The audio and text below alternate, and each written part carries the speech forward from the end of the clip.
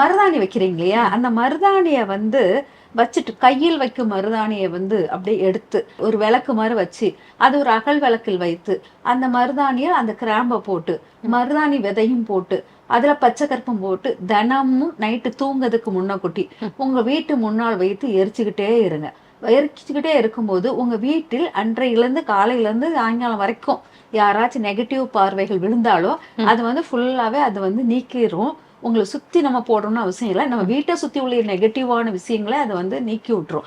அதனால அந்த மாதிரி நம்ம வந்து உங்களுடைய மருதாணி கையில் வைத்த மருதாணியை தூர போடாம அது விளக்குமாறு பிடிச்சி அதை வந்து ஒரு அகல் விளக்குல வைத்து அது மேல கிராம்பு பச்சை கற்பூரம் நெய் வேணா கொஞ்சம் ஊத்திட்டு நீங்க எரிச்சீங்கன்னா அது ஒரு நாள் எரியுதுலயே அது கருப்பா கருங்கருன்னு வராது. தொடர்ந்து அந்த இதை வந்து எரிச்சுக்கிட்டே இருக்கணும். அந்த அகல் விளக்க வந்து தொடர்ந்து அந்த எரிக்க எரிக்க தான் அது வந்து சாம்பல் தன்மை கிடைக்கும்.